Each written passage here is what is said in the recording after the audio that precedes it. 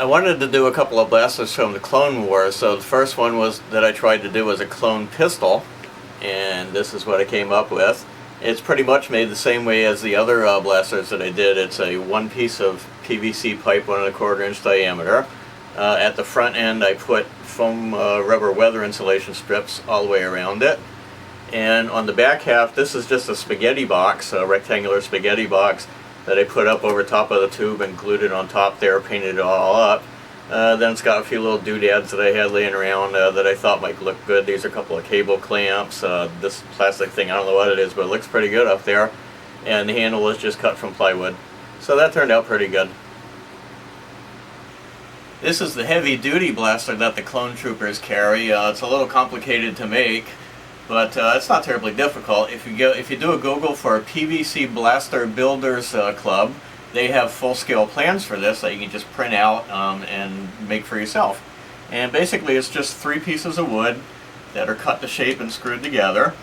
And the barrel is PVC pipe that fits over into a little notch that I put into the wooden stock. And another piece of PVC pipe makes this sight underneath it. So the whole thing took a couple hours to put together, and I scrounged up the wood, so the only thing it cost me was some PVC pipe. And it looks pretty good. One of the easiest props to make is the Gonk droid. That's the power droid that we first saw when the Jawas had captured R2-D2. It was inside the crawler with them. That's pretty easy to make. And to make a Gonk droid, what you're going to need are 2 plastic storage bins, about 15-gallon size will do. I already painted this one gray. 2 plastic boxes. This is just a food storage box. The bigger it is, the more stable your Gonk droid is going to be. Some dryer hose. You can get this at a Lowe's or Home Depot. It'll cost you about $8. A small, shallow plastic tray. This is just something that I took out of a microwave TV dinner. And a couple of little thingy gadgets that look like power couplings and power connectors and that sort of thing. You can use whatever you can find that looks. The first thing you're going to do is take your shallow plastic tray and glue in all your little greebly dial power connector thingies. You'll probably have to cut a few holes in the back to make them fit in there. So glue them in there nice and securely.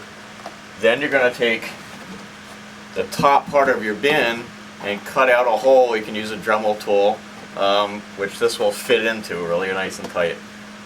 Then go ahead and glue that in there.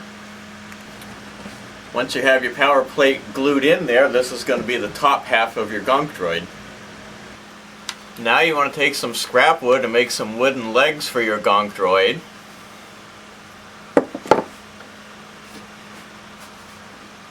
Then you want to find the balance point on the bottom half of your Gonk and cut a couple of holes through here that your legs are going to fit through from the inside. Now you're going to take your dryer hose and slide it over your legs and then glue them to the bottom of the Gonk droid.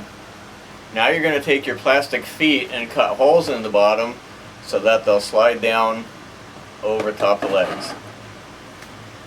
Next, you're going to take some scrap pieces of wood and cut them so they'll just barely fit inside your plastic feet, and then screw those on top of the legs. Now you want to put the lids on. These are going to be the bottom of your droid's feet, and you want to attach the dryer hose to the top of the foot. Now just attach the top half to the bottom half, and your Gonk droid is done. Gonk,